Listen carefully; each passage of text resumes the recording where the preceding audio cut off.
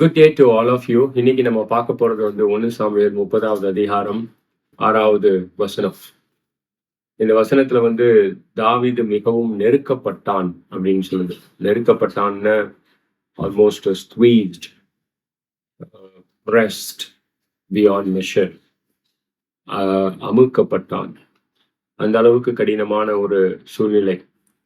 ஏன்னா ஒரு கிட்டத்தட்ட கொஞ்சம் கால வருஷமா பெலிஸ்தவர்களோட அந்த நட்புல ஒரு மாயமான நட்புல இருந்தான். சடனா வந்து பெலிஸ்தவர்கள் இவனுடைய நட்பை வேணாம் அப்படின்னு சொல்லிட்டாங்க. அங்கிருந்து 3 நாள் பிரயாணமா இந்த ஜிக்லாக் அப்படின்ற ஒரு இடத்துக்கு வர்றதுக்குள்ள அந்த இடத்த அமலேக்கியர்கள் வந்து ரெய்ட் பண்ணிட்டு போயிட்டாங்க. தாவீதோட மனைவிகள் எடுக்கப்பட்டாங்க. தாவீதோட கூட இருந்த நபர்களுடைய குழந்தைகள், மனைவிகள், பொருட்கள் எல்லாத்தையுமே அமலேக்கியர்கள் வந்து ரெய்ட் பண்ணிட்டு போயிட்டாங்க. அந்த வில்லேஜ் வந்து முழுவதுமாக அக்னியினால் சுட்டெரிக்கப்பட்டது. ஸோ தாவீதுக்கு பக்கத்துல இருந்த ஜனங்கள் வந்து முதல்ல வருத்தப்பட்டாங்க. அந்த வருத்தம் வந்து கோபமா மாறிச்சு. கோபமா மாறினது பழி வாங்கக்கூடிய ஒரு இடத்துல வந்துட்டு தாவீதை கல்லெறிந்து கொல்லப்பட வேண்டும் அப்படின்னு யோசிக்க ஆரம்பிச்சிட்டாங்க. ஆனா தாவீது அவங்கள போல ரியாக்ட் பண்ணல. அந்த நேரத்துல வந்து தாவீது வந்து மிகவும் நெருக்கப்பட்டான். பட் ஆனா கர்த்தருக்குள் தன்னை திடப்படுத்தி கொண்டான் அப்படின்னு போட்டிருக்கு. உடனே நம்ம அந்த வசனத்தை எடுத்து படிப்போம். 5 ஸ்டெப்பா 6 ஸ்டெப்பா என்னென்ன பண்ணினா அப்படின்னு. அது அங்க எழுதப்படலை. ஆனா அதுக்கு அடுத்த வசனத்துல சொல்லுது, இவன் கர்த்தர்கிட்ட போய் ப்ரே பண்ணான். இவன் கர்த்தர்கிட்ட கேட்டான் அடுத்த ஸ்டெப் என்ன அப்படின்னு.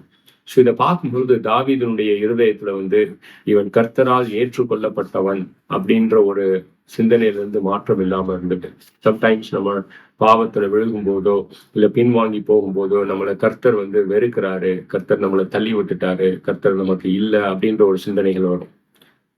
ஸோ அந்த குமாரன், இளைய குமாரனை போல வந்து நம்ம உடனே நினைப்போம், நம்ம கர்த்தருக்கு தன்னுடைய தகப்பனுடைய வீட்டுல வந்து ஒரு வேலைக்காரனாவா அது இருக்கலாம் அப்படின்னு. பட் ஆனா தாவீது அந்த மாதிரி இல்லை. ஒரு உரிமையோட கர்த்தருடைய குமாரனா, கர்த்தர் என் கூட இருக்கிறாரு, அவர் கூட நான் பேசலாம் அப்படின்னு நினைச்சோம்.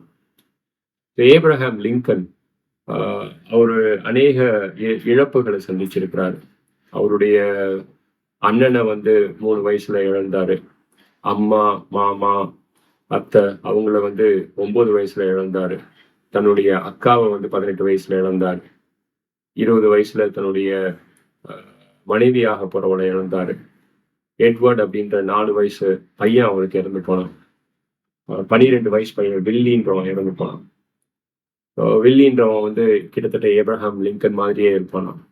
ஸோ இவ்வளவு இழப்புகளை பார்த்தோம்னா வந்து சுற்றி இருக்கிறவங்க எல்லாம் சொல்றாங்களாம், ஏப்ரஹாம் வந்து எப்பவுமே சோகமாக இருக்கக்கூடிய ஒரு நபர் அப்படின்னு. ஒரு சில பேர் வந்து ஜெனட்டிக்கலி இவர் எப்பவுமே இப்படிதான் இருப்பாரு, ஏன்னா இவங்க அப்பா இப்படி இருந்தாங்க, இவருடைய கசின்ஸ் எல்லாம் இப்படி இருந்தாங்கன்னு சொல்ல ஆரம்பிச்சாங்க.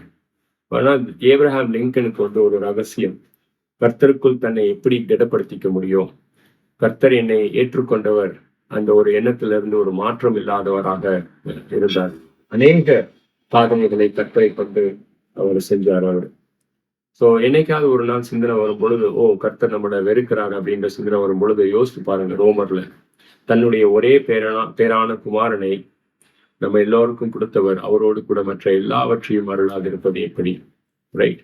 ஸோ இவ்விதமாக நம்ம கர்த்தருக்குள் நம்மை திடப்படுத்திக் கொள்ளலாம். Thank you so much. Have a great day.